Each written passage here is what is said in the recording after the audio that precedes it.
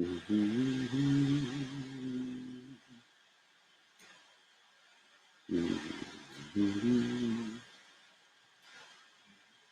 no, not that, not that, not that. Okay. Baby.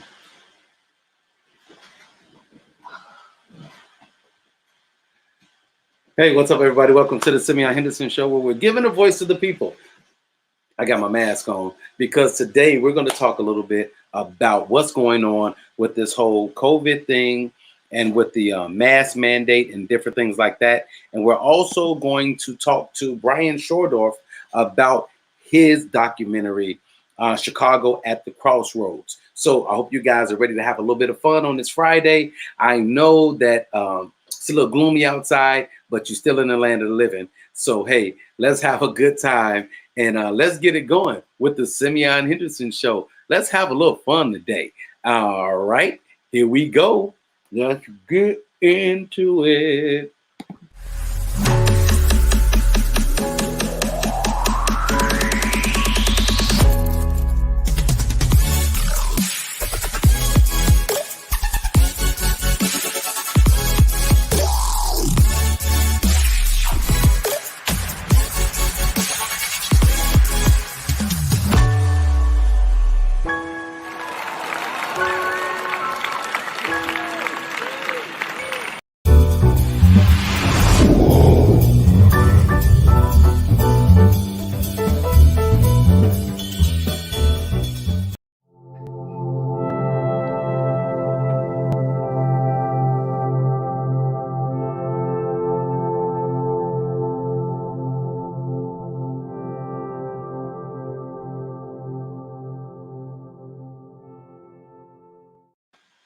Hey, what's up, brothers? How you doing? What up, man? What's up? Man, this What's mask up? feel funny, bro. So anybody that's you'll have to wear it. So anybody that's watching the show, thank you. Welcome in, guys. I got my brother Sheldon and Shelton and my brother comedian Rome Anthony, and we're gonna have a nice little conversation for a few minutes about what's going on with this pandemic. There are so many different things going on, and what I wanted to do is I wanted to shed light on the situation from real brothers, just real talk, and just having some real conversation, because I think so many times we get caught up in the entertainment of it all and just like the nuts and bolts, but we don't just have real conversations. So I just want to have a real conversation with these brothers, and anybody that want to chime in, make sure that you send us your questions or your comments via Facebook or on the page, and we will answer them. So let's get right into it. I'm gonna start with you, Rome, because what's that hat you got on, Rome? What that say? Comic Alpha New. Comic Alpha New. What? I can't be on here with these with a frat. Not. I gotta wear my colors, baby. Phi Beta Sigma. All right. Comic Alpha New. All day. So so here we go. Let's get into it. Now we know that because of the pandemic, you guys see my shirt, social distance. Social distance, baby. Symbolic social distance.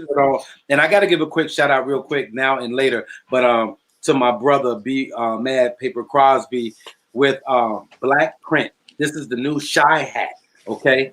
It's the new Shy hat.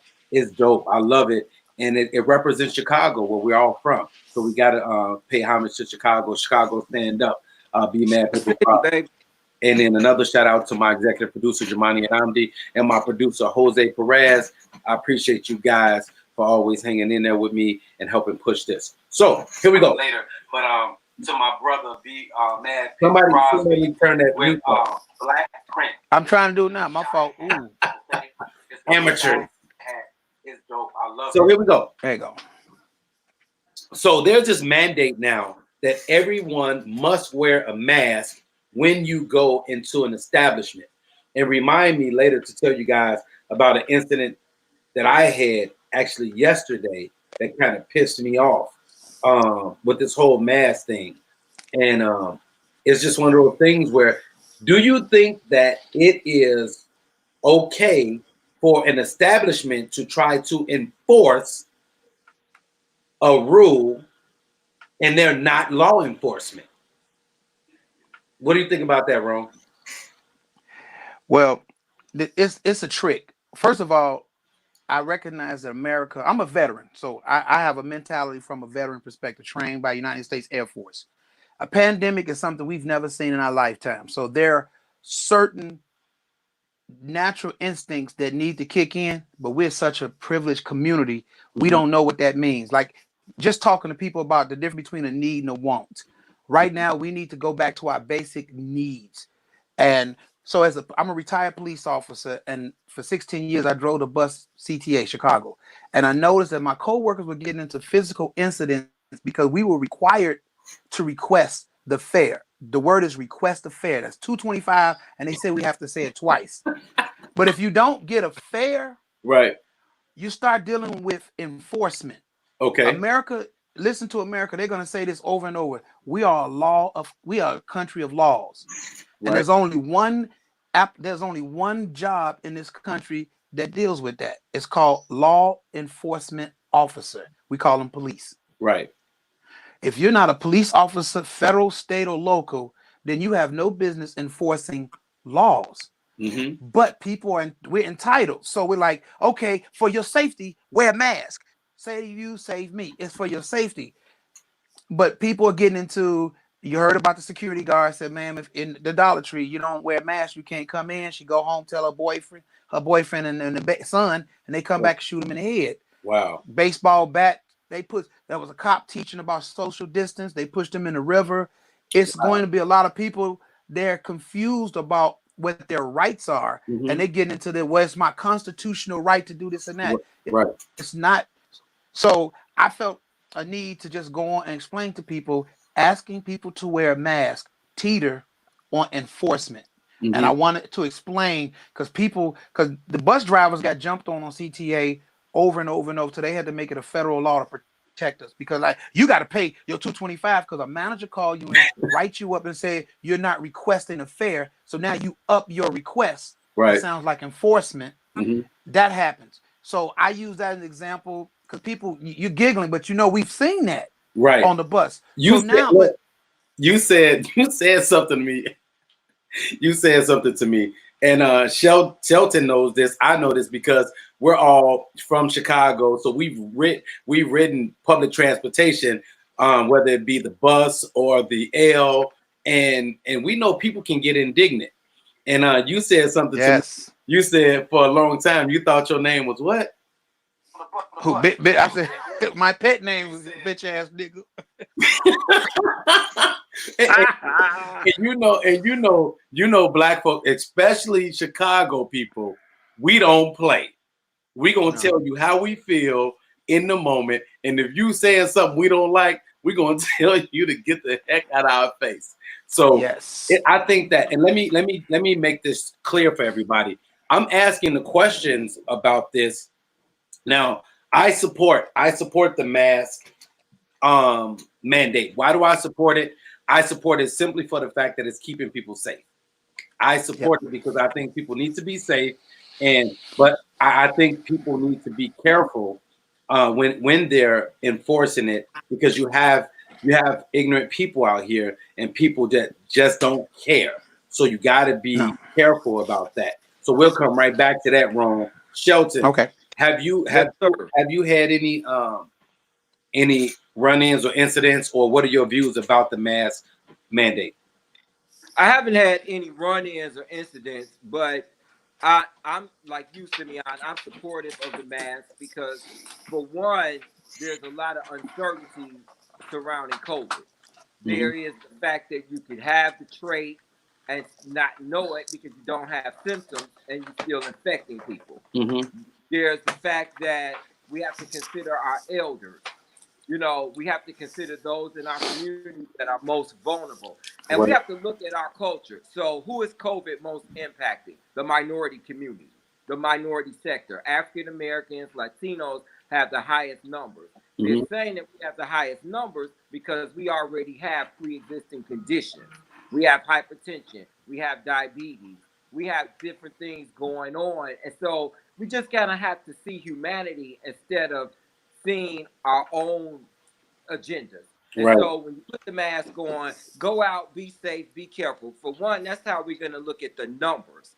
Yeah. We all getting cabin fever. So how do we go Mm. back into opening up society? Realistically, you have to look at the numbers. They're giving free testing right over here on 87th at Chatham in the movie theater parking lot. And I went over there, and it's not even a lot of people getting tested. That's how they're getting the real numbers. And that's how it's Right. going to cater to the other side. So we have to be careful. And then as far as the reinforcement of the mask, you got to be gentle when you're approaching people because mental illness is real. You don't know what edge. People have lost their homes. People have lost their jobs. People have lost loved ones. You can't have a funeral. You know, things, the world that we knew is not what we now know. That's what we that's past tense. What we know is present. So people are on the edge, and we just kind of have to meet people where they are. Yes, sir. Hey, so this really quick, I got sponsors now, so I have to do these quick tidbits. So I want to give a big shout out to my sponsor, Recon Credit Repair. I want to give a shout out to them real quick and do this promo. But be ready because when we come back, we're gonna go in a little more in depth about this thing and how it's affecting us and how we can pull through it. So here's a quick word from our sponsor.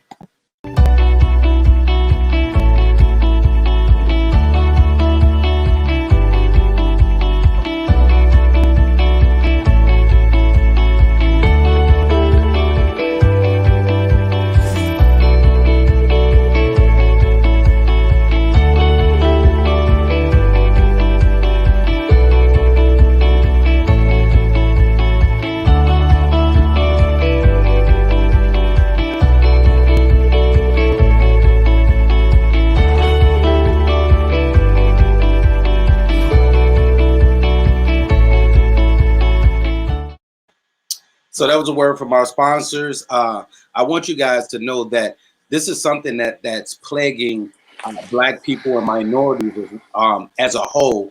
We don't have good credit. And one of the reasons we don't have good credit is because we grew up not having the knowledge of the importance of having good credit and knowing how to manage our credit and things like that.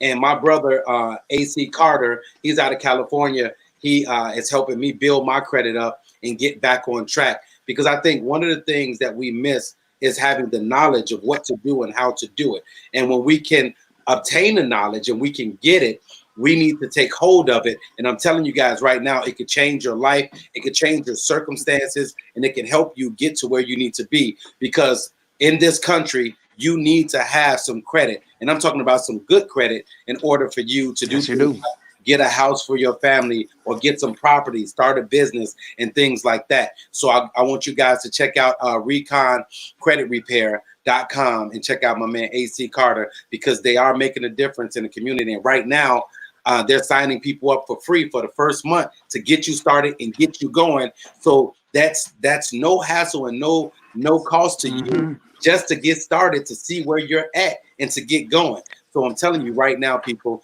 it's something that we need to do. And I put my stamp of approval on this, and I endorse this because it's something that we truly, truly need. So check it out. Now, getting back to you guys. Great message. Thank you. So we're in this COVID situation, and we're coming to the end when it comes to the quarantine, because they're talking about opening everything back up at the end of the month, actually next week. And I think that people need to just really still move with caution and be aware of their surroundings and things like that. Do you guys think that we're going to get back? And I'll start with you, Ron. Do you think how long do you think it's going to take for us to get back to normal? In the words of Whoopi Goldberg, you first. Because that's what she said, you first. So I've already, I'm a retired bus driver, but I still do Lyft. So basically, I'm going to put that thick, plastic that you use for catching paint between my front seat and back seat, because I don't want to mess up my car with a permanent plexiglass. But I'm gonna put that up, But I'm gonna wait. I'm just gonna wait because I got other drivers and check and see how things going. Our people get, because I think now you have to take a picture of your face before you can order a ride to show you that you're picking up somebody with a mask. Oh, So wow. they kind of ride share compliance is already at play. So if it's a play, I'm dealing with that because I already know how. I've been working in Chicago since 30 years, so I already know how the citizens are gonna react. Mm-hmm. And that entitlement and you getting paid. I ain't getting in your car with a mask, so I'm preparing myself because rideshare is tricky. Right now they're doing one person at a time, but if you order a pool, that's multiple people, but then you got one ignorant person. Why you got to pick all these other people? You ordered a pool. Mm-hmm. And that's now in your personal space because it's your personal car. Good thing I'm a professional bus driver. I kind of knew how to deal with it, and I anticipated no, seriously. So I anticipated what would happen. No, but that saved me made me a 5-star driver real quick because I knew what to do. You don't have to train me. You know what the public like, and I understand what my constitution is because like I get mad when people say the police need to be retrained. As a police officer, I would have made like $30,000 a year. I made $80,000 because the rest of the money was called hazard pay, which means you're supposed to de-escalate. So when people are like, well, they spit on the officer, they called them out their name. How would you react? Well, I'm not getting $50,000 to not react. They are. So there. So now I'm just gonna wait because all this knowledge is in my head and see. Because you know what, I want to get back out because as a retired person, I drove just to connect, and I would come home, write jokes, finish some of these scripts because I'm dealing with the community that I'm writing about. And you talking about Chicago is an international port. When you drive Lyft, O'Hara, Midway, I'm all the way out to Skokie, back to the South End. I'm picking up every type of person in my car, and because of who I am, I'm generating conversation. I'm feeling them, so I'm looking forward to that. But this anxiety, this fear, this uncertainty about COVID-19, and I'm a victim of it because me and my wife, we always have to we're talking with each other because it's like, how do you feel today versus yesterday? And when you can't even articulate because this is new. Pandemic, the word, we had to look it up and go, what is pandemic? And how many movies have we seen? This is the beginning of a zombie movie. So at the beginning, I try to make a joke. Let me tell you guys what. There's a movie, I'm sorry, a series on Netflix. It's called Quarantine. Yes. And how ironic was it that came out at the start of COVID? I watched the whole series. It was tripped out. So real quick, let me before I get to you, Shelton, let me acknowledge the people that's coming in. If you can see, I love the fact that we can interact with the people. James Morris, he said he loved the cap. Thanks, James. Trina Down says, me too. They need more than that to reopen. Okay. Lisa, she says hello. And then Terrell Burden. So we're live on YouTube and Facebook, guys. Cool. So on YouTube, Terrell Burton says they need to make masks free. I agree with that. That way everybody would definitely have them. Now here we go. So Kelly, so she does, I guess she does Uber and Lyft. She says, I do ride shares and people keep trying to get in my vehicle where we cannot be 6 feet apart. Most of these people are white people. Okay. And so I guess she's talking about the mask situation. Anthony Carter says, shout out to the Simeon Henderson show, be symbolic.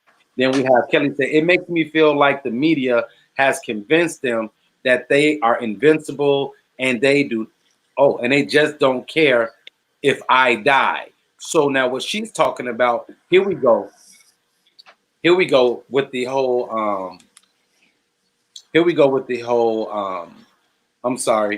the whole Uber thing, right? With the Uber. So now I think you guys are really, really brave to do Uber during this time because you guys are definitely right in the mix. You're right there. So I don't know, when you do Uber, do you let your windows down a little bit? You crack it so the air can flow in and out? Because if all the windows are up, all the air is just circulating in there. So they're breathing and the particles, everything is right there. So do you let the windows down a little bit? I mean, that seems to be a little hazardous to me. What you think, Sheldon?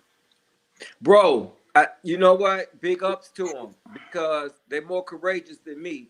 I wouldn't even have anybody in my car because you don't, it's one thing to be in society around it and you don't know people's travels. You Mm-hmm. don't know where people have been. You don't know if they've been exposed or not. And so I understand economically we all have to do what we have to do for our livelihood and for our survival and for our families. But big ups to those that are on the front lines of taxi service and Mm-hmm.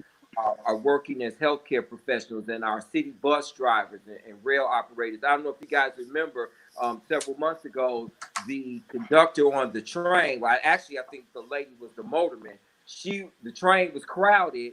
The man tried to get in what appeared to be an empty car Mm-hmm. where it wasn't as much traffic, and she denied him entry because she herself was afraid of being exposed. Wow. So that came out on the news. And so, it's something to consider when we have to go out in front of people. And that's why everybody's best practice should be whatever we have in our ability to Mm-hmm. safeguard ourselves. So the mask is a starting point. And then so we're talking about opening back up. When Mm-hmm. should society open back up? Well, me personally, I don't feel like society should open back up maybe until there's a vaccine. We have nothing to offset this. We have nothing that's prevented. If you catch it, you got to quarantine yourself. Who says everybody has a place to shelter in place to quarantine themselves? If Yeah. you live in Right. a studio apartment, where you gonna quarantine So yourself? so You got so here we go. That I know people have that question too. And I'm just saying, so my wife got tested, my daughter got tested, and I got tested. I'm waiting for my results to come back. They got theirs, they're negative. And I'm just saying, so if my results came back positive and I have to quarantine for what is it, 12 days? 14. 14. And I had to quarantine for 14 days, where the hell am I supposed to go? That's what I'm Your saying. bedroom. My best The friend wife had bathroom. to No, you quarantine, can't go so in the she's bedroom because I can't because it's in the house. So I would have to go to a hotel. Now, do they help pay for that? So I would have to go to a hotel for 14 days. Or luckily I have a uncle that has a building that nobody's living in. I could then probably nobody staying there. right. You So, but you a squatter. this is my fear. I know if I tested positive, I know I'm gonna beat it. I know I'm gonna beat it, but I would have to literally go and stay in this spot for 14 days, not come out, not move, and to me, like that's crazy. It is, Simeon, because think about it. So you just said your uncle has an available building. Everybody doesn't have that. So, Exactly, exactly. Right. so what you gonna do? Go into so hypothetically, let's say your uncle didn't have the building. So maybe you got 2 or 3 bedrooms in your house. So you Mhm. gonna isolate yourself to one bedroom for 14 days where the rest of your family has access to the remainder of the house. So Right. then your wife has to sit food at your door like you would see. So, like, remember the episode of The Color Purple when Whoopi brought the food and sat it to Sugar Avery's door, and she opened the door, Yep. took the tray, and threw the tray back out in the hall. Right. So it has to be, you have to adhere to things like that because you can't come in contact with anybody. So when Right. we start talking about opening back up, it's some things are impossible. It's Yeah. impossible to really shelter in place at a restaurant. Let's be real. Right. But so How can you really shelter in place? How far away is the next table or the next booth? yeah, see, and that's my thing. My thing is that it's like like we go out jogging. My wife and my daughter go to the track and they work out, and I go jogging, and like even now, I get to work out, but there's two people there. You know what I'm saying? So I'm pretty much working out by myself. So I feel safe and I feel secure. But my thing is, man, it's like, how long do we stay fearful? And this is my thing. So the recovery rate or the percentage is 97%. You guys do know that, right? Yeah. So the rate of people Yes. recovering from COVID is 97%.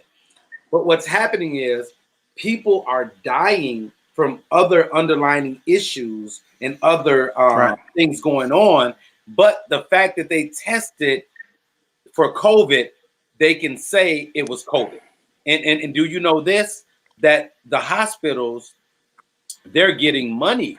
They're getting money for any person. If you die of COVID, I think it's if you die and you're diagnosed, you get $13,000. But if the death was strictly COVID, it's up to $30,000. So what does that say to you? Yeah, that's just capitalism. They always gonna throw some dollars in there to distract. And let me say this to you though. You said I think naturally because I was more fearful because the messages was is this is that wear the Mhm. mask, don't wear the mask. But then as you start listening, it makes sense. Like you can wear gloves, but you can touch something and you can watch COVID off you. That's why they say immediately wash your hands. But Mhm. the thing is, we tend to touch our face. You wear Right. the mask so that all your droplets, if you have it, stays in your mask for the most part, as opposed to expelling. Right. So with not with power, I'm considering back because I'm not as nervous. My anxiety because I have to I'm taking care of my mother. I have a senior, so I Okay. have to go out and take her shopping. So I have Mhm. to make sure her gloves on, her mask, and her movement. Because the Mhm. first time I took her shopping, she thought she was with somebody else and got in that cart and they laughing. And I said, "Mama, if one of y'all had COVID, it just happened. That was like 6 weeks ago. So Right. I've had to retrain my mother. Right. But I think we're animals, and animals have a natural instinct to adapt. We're gonna fuss first, but we're starting to adapt. But I think we need to wear the mask. And then anybody that's been to Asia in the last decade, Mhm. you can go on vacation. You see a lot of Asian people wearing masks anyway. This is not new to them. They've been This wearing, is going to be new to. bro. They've been wearing masks for years. And Yeah. I'll admit, Yeah. At, say again for them. So for them, I didn't know. My wife just told me that was a fashion statement for them. The mask. Mm, Wow. I didn't know that. Come on, man. I'm talking about 10 years ago. I see Asian right. people walking around with masks on, and I'm like, why the hell they got a mask on? Like for real. And and, Right. and they always you go certain places, especially I go to Chinatown or even Asians just Thank you. around, they have masks on. And I'm saying to myself, why are you wearing a mask? And then now we get to this point and we're like, oh, I guess it wasn't so stupid. Because we thought Well, it was. Right. remember how we was kids? We was all taught to sneeze a certain way, to do a Oh certain thing. yeah. Oh But yeah. and Yeah. it and initially when they taught us how to avoid this, it Hmm. was everything that most of us was taught as children. So it's like, okay, you ain't taught us nothing new. But Right. we've had an influx of foreigners from all over the world. Tradition is different, how Hmm. they sneeze, so you have to say these things that we take for granted as common sense or home tradition. Right. It's America is a country full of immigrants, therefore they bring in their non-traditions. Because you think about it, I think 2 years ago I had a flu shot. As soon as I got it, the doctor said there was another flu out, but we don't have a vaccine for it. And before then, it was SARS and all the different flus that we had, different viruses that we had. Uh-huh. And but we had a pandemic department that was designed. See, this is if we didn't have the president we had, we wouldn't be having this conversation because the pandemic department would have set everything in place. Masks and PPE would have been sent out.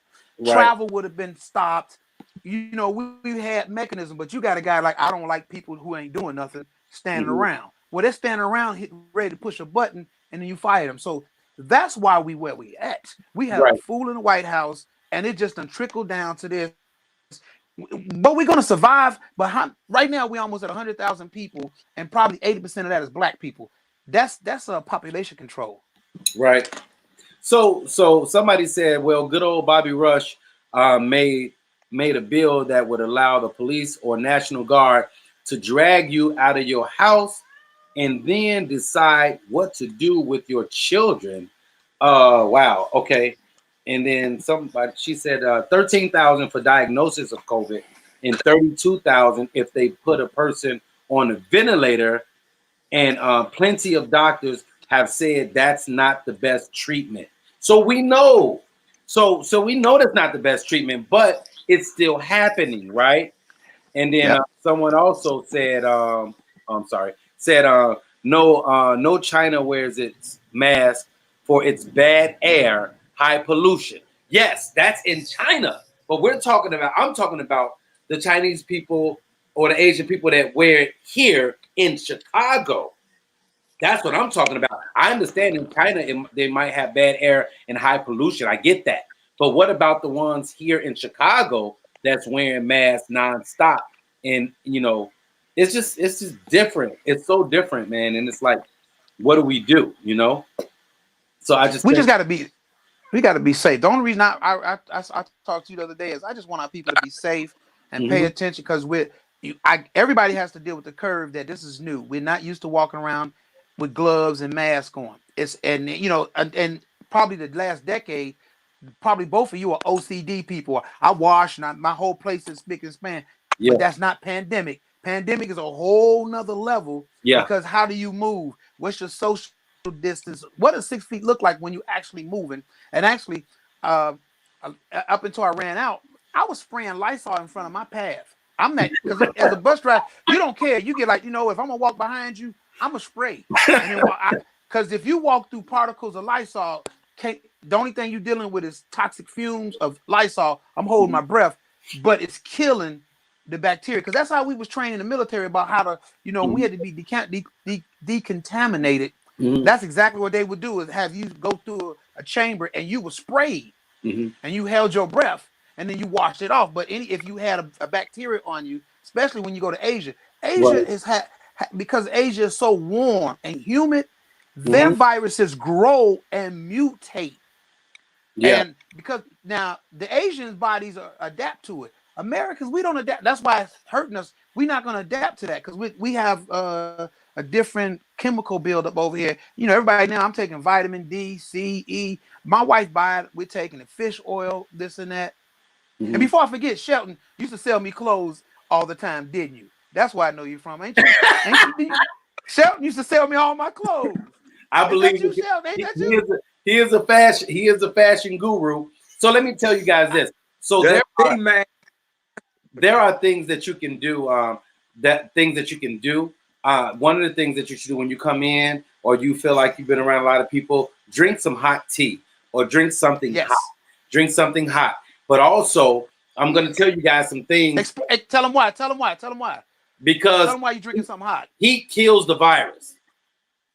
Heat And kills the it pushes virus, it past your lungs. and it goes Tell them through that. It your pushes. lungs, right? And it goes through your lungs. And also, people, these are some things that you can take that kills the virus and fights off the virus. Zinc is very good. Zinc, I take zinc every Yeah. day. Vitamin C is very good. Squeeze lemon in your water. That's very good. If you do apple cider vinegar, that's very good. There's a lot of things that you can do in order to keep your not only your health but your respiratory up. And one thing I love about my wife makes sure that we keep vitamin C in the house. She makes sure we keep vitamin C in the house. And then I'm always taking zinc. I'm always drinking my best defense and my tea every day. So it's something that I've been doing. I made a habit. So I want you guys to practice and make some of these things habits and understand that even as we go forward and as the world opens back up, you still have to be safe. Growing up, you guys know our grandmothers and our mamas told us all the time, go wash your hands. Don't get in the bed with those dirty Yeah. clothes on. Go take a Yeah. bath. Put that stuff. It's all stuff that we know and that we've been taught. So we have to just understand that and be mindful of it. Somebody says, And we have to also eat more fruits and vegetables because yes, yes, eating fruits and vegetables and proper diet helps your immune system be hmm, strong. That strengthens your immune system, which right, helps you fight off disease, bacteria, and things of that nature. And right, so when we talk about what we can do as a culture, individually and collectively, we hmm, have to look at, things like that. This downtime is not just for us to be eating our favorite rib tips, our favorite fried foods, and all of that. We have to, even though we sheltering in place, do hmm, some exercise. You okay, know, get something that you ride a bicycle in your neighborhood, go for a couple of blocks for a walk, do hmm, something, walk around the local park. Because your blood has to still flow. And because we're sitting idle, our blood isn't flowing and moving through our bodies like it would ordinarily. And those are just mental things to consider as we're sheltering in place, because all that helps build up and strengthen your immune system. Drink plenty of water, drink hot tea. Even if you have a cup of coffee in the morning, that's better than nothing. So Black it's some coffee. things that we have to start to do for ourselves. There you go. Sip and savor hour, baby.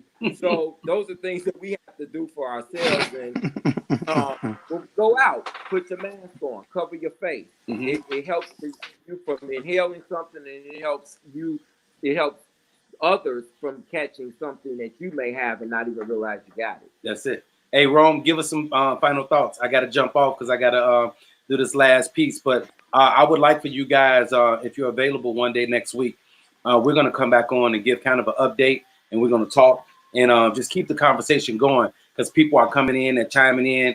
And this is what we need. We need real conversations with real people. And I appreciate you guys. Fly Guy, my man Shelton. Rome, give us your last. Give us your last. Hey, man, just we said it. Be safe. Move. Pay attention to your surroundings, because if you pay attention to your surroundings, like when you get ready to go to a store, if you see a lot of people not paying attention to social distance, don't go to that store at that moment. You know, pick those hours. Sometimes me and my mother just go for a drive because of tired of being in the house. And we found a food for less, and nobody was in that bathroom. I'm calling everybody, hey, this whole vegetable area was full and empty. Because I know we all talk about, I went to the store, but it was too many Negroes. I wouldn't go in. I shopped for everybody that day. Right. But so just be safe. And then you just got to go places at different hours. Yeah. And, you know, and we'll get past this because we adapt. Now, those who will, those, like you said, 97%, that sounds like my pullout game, but okay. I'm not playing. I'm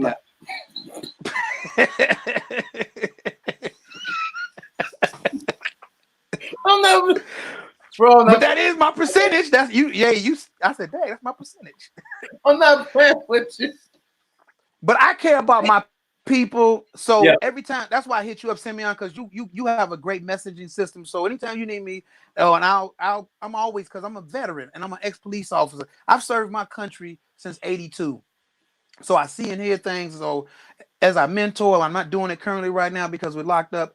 I'll use this to just share my wisdom with people so they can navigate how to move through. Yes, sir. So, hey, I appreciate everybody that's chiming in. Keisha Kent, my little cousin out there, motivational speaker. And I want you guys to understand that we're here to give you guys some good information. I know, Keisha, he's silly talking about his pullout. I'm not playing with this guy. I am not playing with this guy. So we're going to keep on giving you guys great information, and I appreciate all my people coming on and chiming in. It's just one of those things where Ron Douglas is so right about it. Yep, we got to pay attention to our surroundings and just be mindful as we move through the pandemic and as things start to change and they try to get back to normal. I just pray that everybody stay safe, stay blessed, and just don't be fearful. Don't be fearful. Be smart. Right. Don't be fearful. Be smart, because we know that anxiety, depression, and all these things are taking over. And I want people to come out of this, and I want people to have a peace of mind, and I want people to understand who they are and whose they are, and they can grow and they can win every time. So, man, it's just one of those things. I appreciate my brothers. Thank y'all for coming on. You will see them again probably next week. We're going to come on and give you guys some updates and just talk to you and just have some real conversations. This is one-on-one with Simeon Henderson. And big shout out to my brothers Rome and my brother Shelton. Thank you guys for chiming in. I appreciate you guys. And we are about to have a conversation with Brian Schodorf about his documentary. It is titled CrossRoads at Chicago at the Crossroads. It's a dope documentary. So here's the trailer, and then we're going to get into this interview with my brother Brian.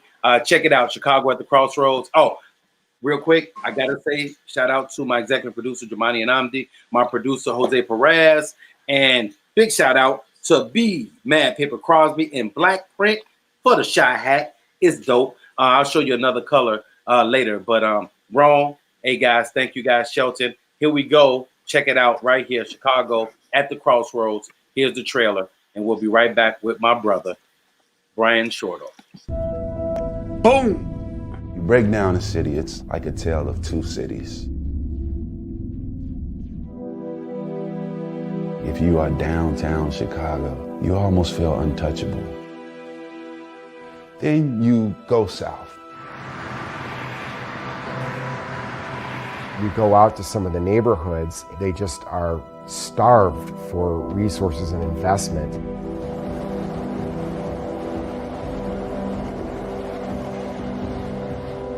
That's abandonment. That's just systematic destruction.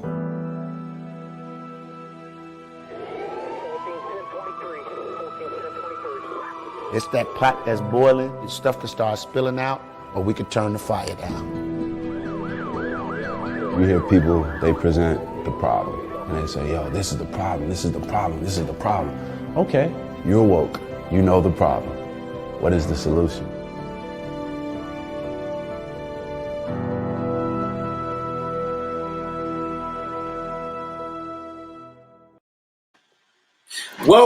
Welcome to the Simeon Henderson Show, Mr. Brian Schodorf. How are you, brother?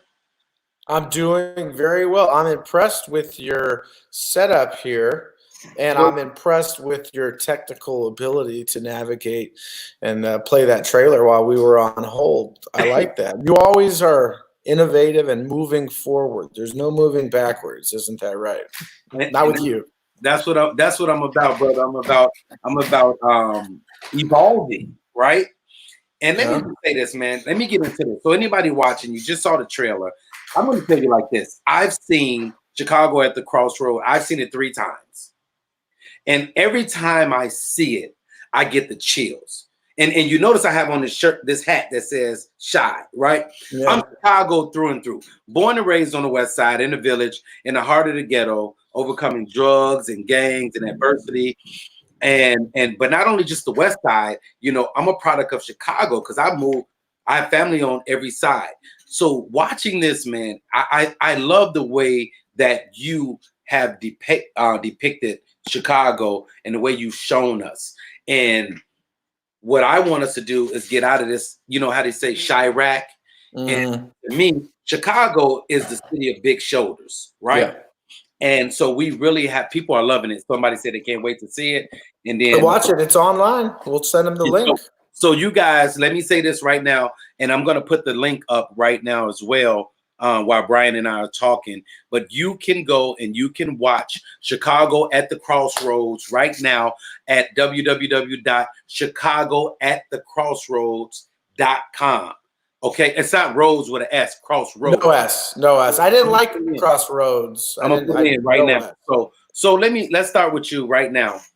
What made you want to do this, man? Yeah, you know, I give this answer a lot.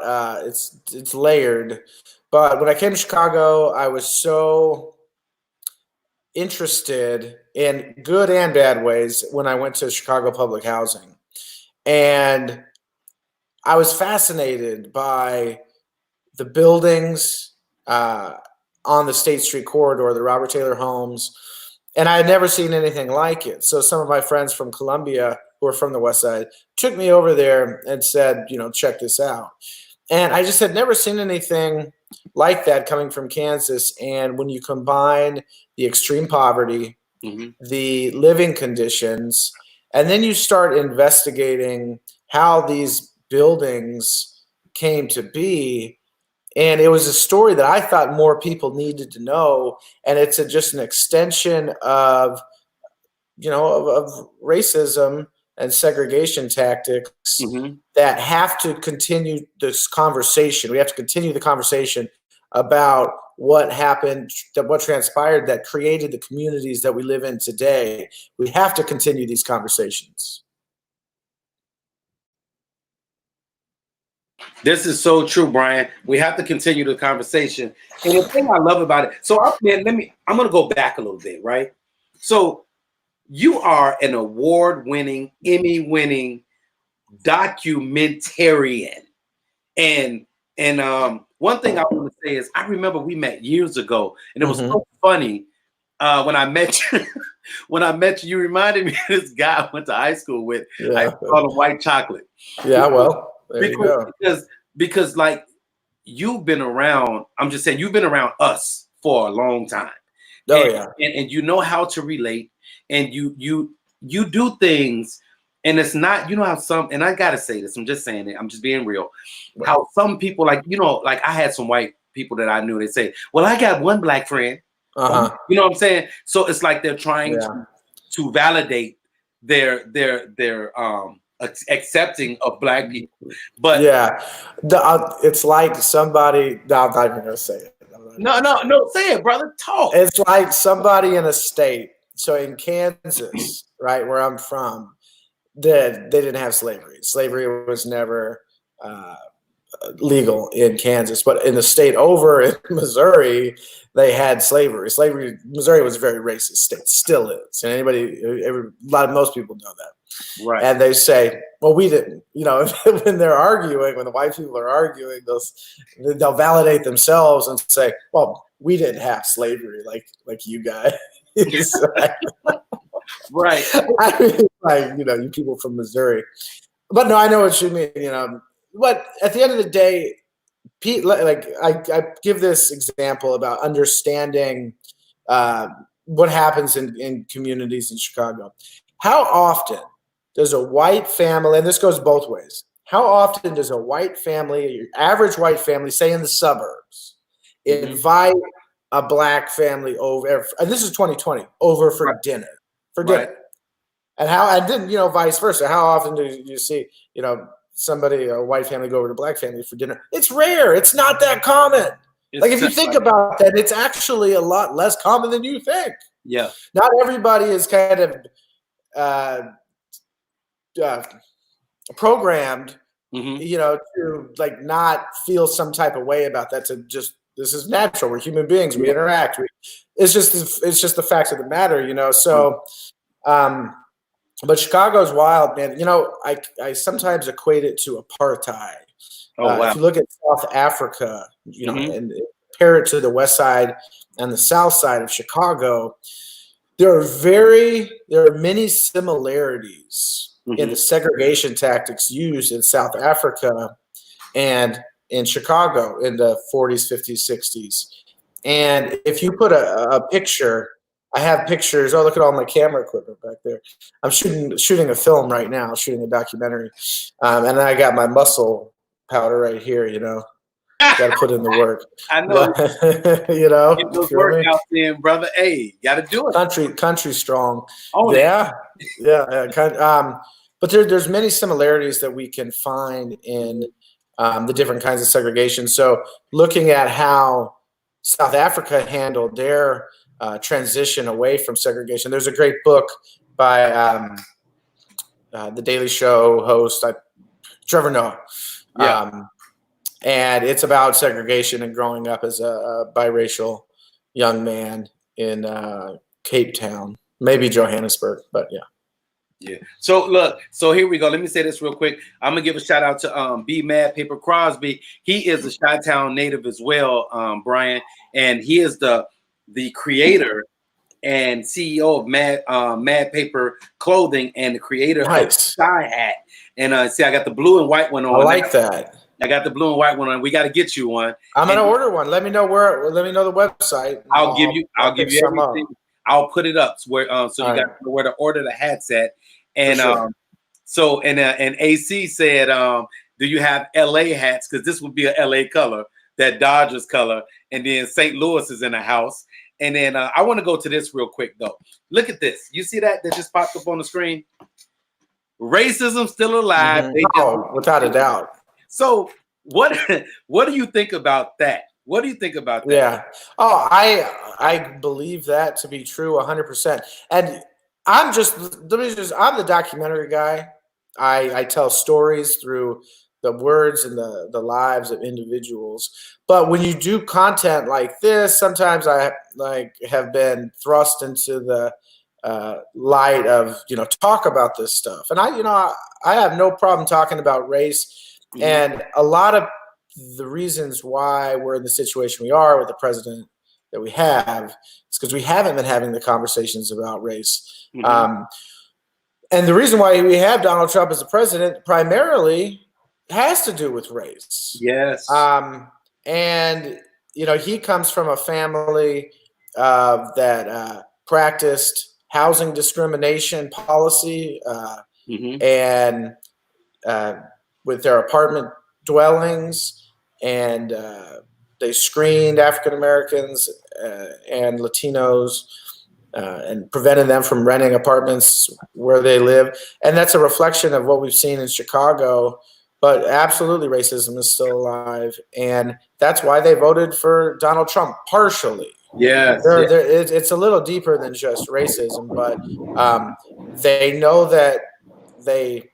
When I say they, you know, you're primarily talking about rural white people Mhm. who've strictly voted for Donald Trump. Yes. And support him through anything. It's idol worshiping. It's crazy. It's great. Oh, trust me, they support him. When I was in Chicago, I was like, where are your Miss Kent is correct. St. Louis, when we look at systematic racism Mhm. and how cities were created, and that's talking about the film. That is the film Chicago at the Crossroad. Mhm. Go to the website, you can watch it. So we detail and dissect housing policy and segregation tactics Mhm. when we talk about the disinvestment in communities. Right. And it really stemmed from talking about the violence in Chicago. And instead of just diagnosing the symptoms of violence, we wanted to go deeper and investigate the root causes of violence. Right. And that comes back to housing segregation. And at the end of the day, or at the beginning of the day, it was racism.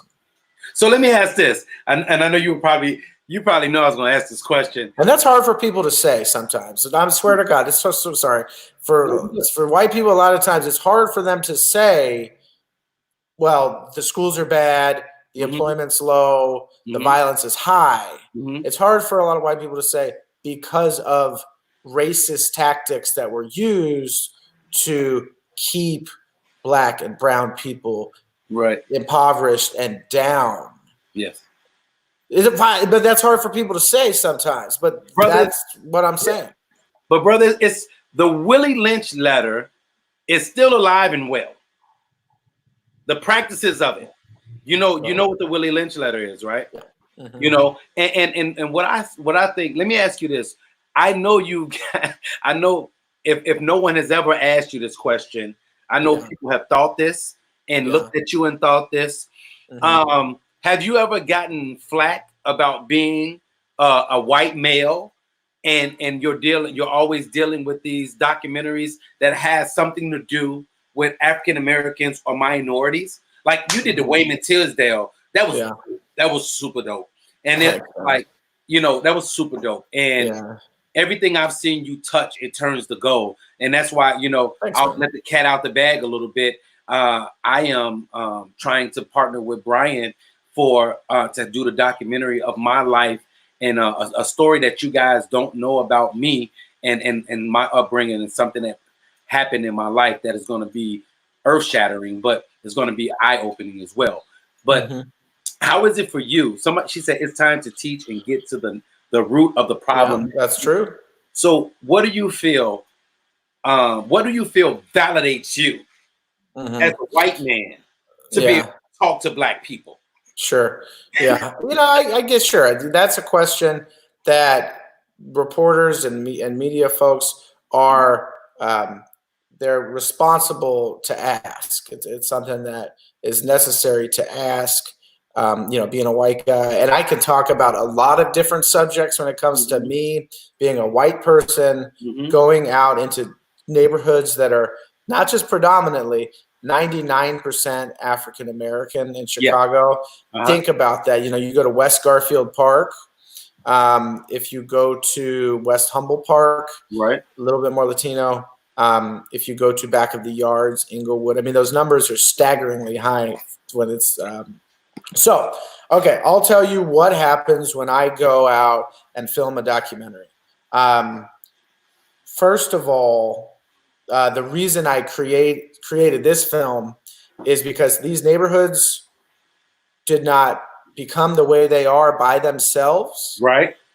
and they will not change by themselves. That's true. I feel like it's people's. You have to be intentional with what you do, and I feel like we have to be accountable as a city for what happens in our city as citizens. Right. Two, I try not to tell the story from an objective point of view, from a partisan point of view. My documentaries, I try my best to allow the voices of the people to tell the story, to allow their stories to be heard, Right. the silenced voices that we saw in public housing.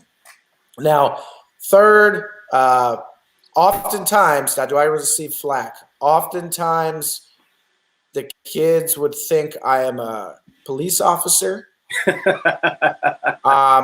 Yeah. Other times, they would think I was looking for to purchase drugs. To purchase drugs. Yep. And we're talking about in the most impoverished and violent neighborhoods. If you go to Hyde Park or Bronzeville, it's a little bit different. Oh yeah.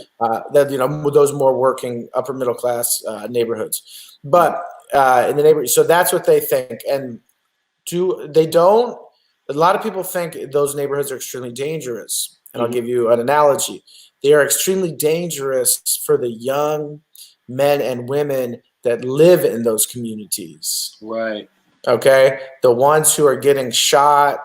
For me, there's such a built up level of distrust with the media, with the schools, with the police. Right. So I'm safer because they don't want anything to do with me. They see trouble. Right.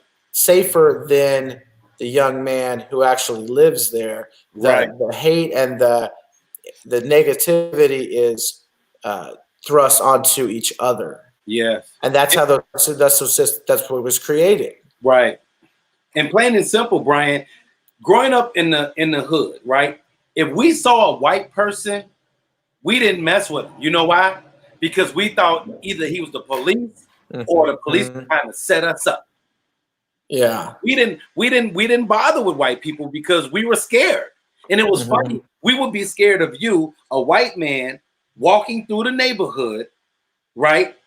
We would be scared of you and wouldn't touch you, wouldn't say anything to you. But then we'll see one of our own and we'll approach you, we'll fight you, we'll go at it and all of these things. And it's one of those things where it's a mindset, brother. It's a mindset. And we have to change the mindset. Miss Shell Lee says, I'm with you. I would never have known until I became a trade college school representative how much there was a difference between a high school atmosphere on the west side from other high schools.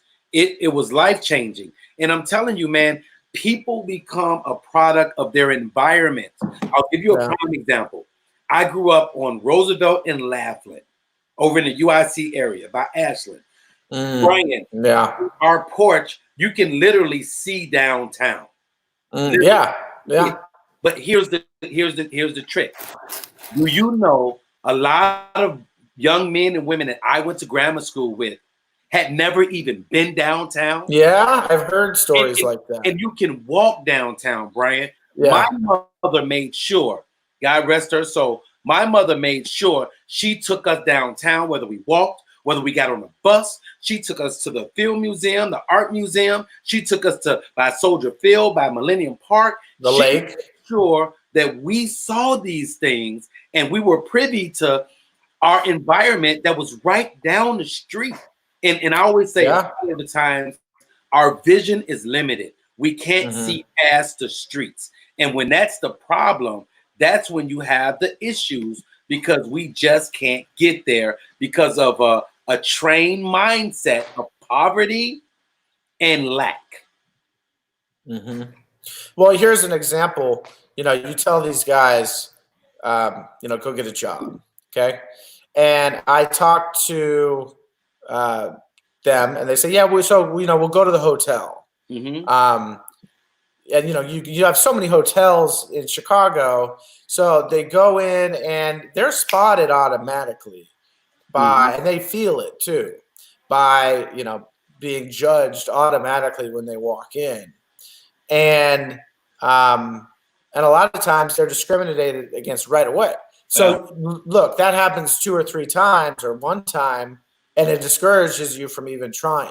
Right. And sure, there are programs and job placement, Yes, resources available, but it comes back to, we're not going to change. We're not going to erase and reverse everything that's happened.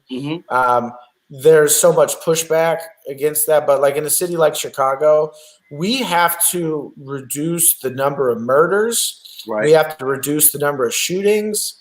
And that means that you're changing young people's lives by offering them other options. That's it right there. That's it. So that's the first thing we have to do. And, you talk to guys like, my man, Dwayne Hirsch, and he could talk about housing ideas for bringing back the tax base, from a housing perspective, and filling a lot of those vacant lots. And that's what Mayor Lightfoot is trying to do with her Invest Southwest program.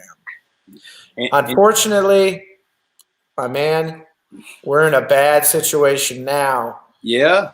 And that money, the funding, because I think we are definitely heading in the right direction. We're going to have to take a pause for a moment. Yeah. And regroup, because I have a feeling this is going to be a rough summer for the young people. We had 38 shootings last weekend. Yeah, and the thing is, Kenny Allen says, telling the truth, and then he said, we thought a white man was an assurance man in Cabrini Green, right? Yeah. And then he said, but look, he said he was collecting $5 a month for everyone in the household, and then he says, that's our generation that no longer exists in the Black community. So the thing is, man, and it says not reduce, but cut out the number of murders totally. And that's what we have to find a way, and it's not easy, but we have to find a way we have to find a way to get our people, man, to wake up, because in the grand scheme of things, I'll give you an example. We're going through a pandemic, right? You would think, with the world being in the uproar, with everything being what it is, you would think that crime would go down, right? You would think that. But I'm driving down the west side of Chicago, and I see the tape up because somebody just got shot, right? And it's not that big of a place. It's not like this is like the country of Iraq. I mean, Chicago is a big place, but let's get finished. But to think that you're seeing that all the time, and we have police officers, but they can't cover enough ground. Yeah. In order to police, and now, I mean, that's a whole. I don't want to get into the police department. That's a whole other issue. You know what I mean? Here we go. I'm glad you said that, though. Here's a young lady on here, Kovia. She says it starts with us children. You show them opportunities and show them that the world is more than our streets. Yeah, and make it out. Yes. So speaking on that, right? Kovia, you are so right. Thank you, young people tuning in. And then Kenny Allen says, I'm not accepting one murder, not one. And this is it right here. He said there's no accountability. Yes, Kenny, that's what I'm talking about. We have to take some accountability for what's happening in our city or in our neighborhood or on our block. And when we take accountability and people start doing that, that's when you affect change. But we're just sitting back saying, oh, man, it's terrible. Nothing's happening. But there's a few of us that are actually trying to get out there and are in the trenches, and you doing this documentary and things like that, Brian. And we have to accept the help and the people taking accountability, whether they're Black, whether they're Hispanic, or whether they're white. It doesn't matter. If you're going to take accountability and you're going to help make things right, I don't give a hoot what color you are, what nationality you are. Let's change the situation of our people. Yeah, no, you're absolutely right. And there are people, let's not get into it. Let's not try to say that, there aren't people and organizations out there in the trenches, because a lot of the times those people don't get enough credit. Oh yeah. But the reason, they have lives too. They have bills and everything too, kids and card payments and just so on and so forth. So when Mayor Emanuel cut the ceasefire budget, that's when we really started seeing this meteoric rise in shootings that got us back to like the 90s numbers. We had a really bad time in the history of Chicago with murders. And we haven't been able to get it down like New York and Los Angeles did. But yeah, sure. You have communities have to hold themselves accountable. But you also have to put resources and investments into communities to help them do that. So, if you say, well, we had $100 million, throw it in there. Yeah, but people have to be ready to accept that money. They have to be ready to be able to navigate those resources to get them where they can be most impactful. And last thing, in 2016, we had like a 3 or 4% clearance rate on murders. On shootings. And the murder rate clearance was 12. That's abysmal. Yeah. That the police department, Chicago, the police department, and they've gotten better. They improved. But if the kids think, they call them points. Like when I was interviewing, one guy was heavy in the gang life. Multiple guys, but one guy in particular got shot 6 times. And a lot of the guys that are getting shot are involved in that life. Yes. So, and that's and he was talking about, he kind of caught himself, but he was like, it doesn't matter how many points you got. Like I might have a lot of points. And I was like, what are points? And I figured out pretty quick. How many times you shot somebody else. Right. That's very nonchalant. It's the people who get shot randomly that get caught in the crossfire. That's the tragedy. That's crazy. And that's what we can talk about this forever, brother. And not just everybody you're watching. And you guys can go and watch Chicago at the Crossroads at chicagoatthecrossroads.com for free online. Trust me, it's worth watching whether you live in Chicago or you don't. It's very informative and you have people telling the truth. And what we have to do is we have to change the narrative. And in order to change the narrative, we have to start coming together. We have to open up our mouths and we have to speak the truth. And we have to be willing to keep it real. And there's so many people out there that want to help and that want to do things. And we have to be willing to listen and we have to be willing to learn. And I refuse to give up. I refuse to give in. And you guys know me and Brian, you and I are the same. I'm always motivating, even with my show. I won't stop doing what I'm doing.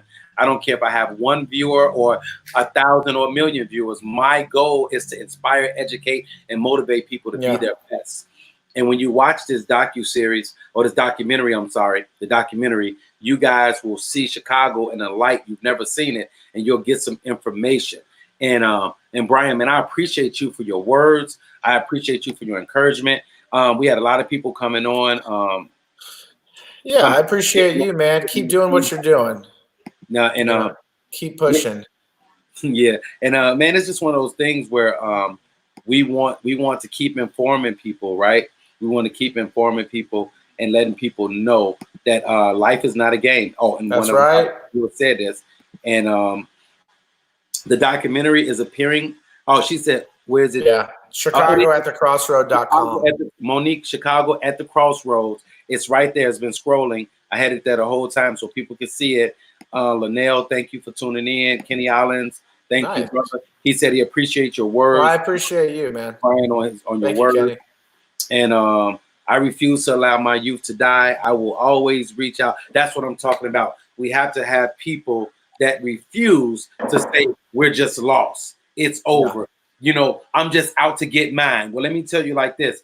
You could just be out to get yours and one of yours gets hurt because you won't say something. And we have to change the narrative. And how do we do that? by opening up our mouths. Yeah.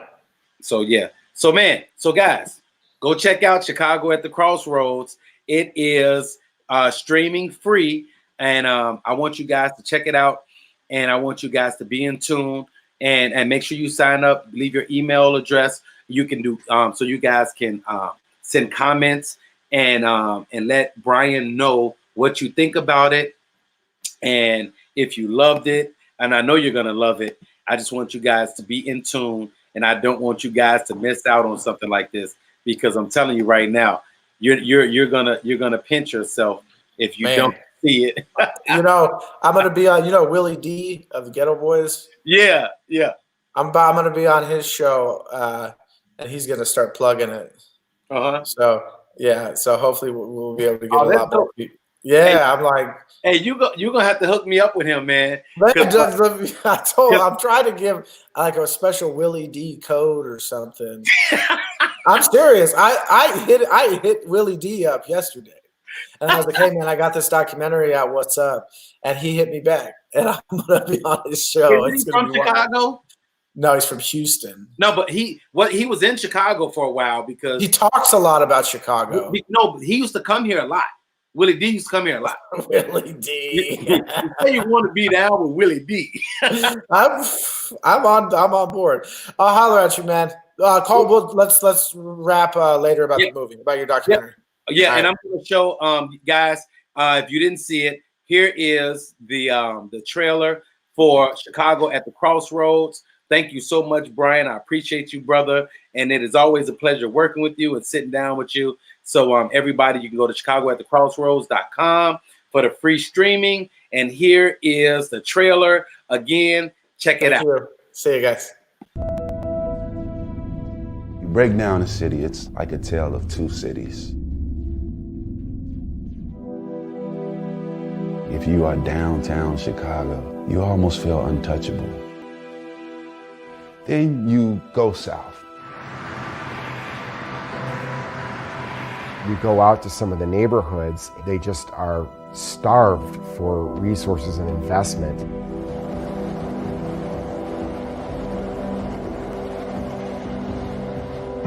That's abandonment. That's just systematic destruction.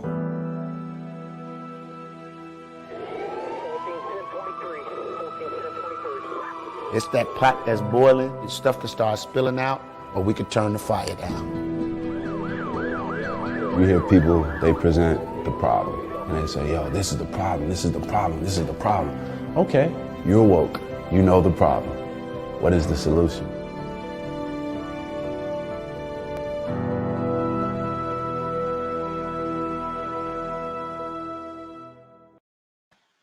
All right, guys, thank you for tuning in to the Simeon Henderson Show, where we are giving a voice to the people. I appreciate everybody that tuned in and that commented as we talked about the mandate of wearing masks, face masks, and then we talked to Brian Schodorf about the documentary. You just saw the trailer for it. It is super dope. Shout out to my executive producer, Jamani Anamdi, my producer, Jose Perez. I appreciate you guys so much. And big shout out to B Mad Paper Crosby and Black Print and the new Shy Hat. Make sure you get one. I got two. I got the blue one and I got the black one. So make sure you guys continue to support the show. You guys can donate to the show. You can hit us on the Cash App. You can just continue to help us get a great word out and help people along the way. I appreciate you guys so much. And remember to be symbolic, simply your best, because being deeply rooted stimulates growth. And always, always stay on top. All right. I will see you guys next time. Have a great day.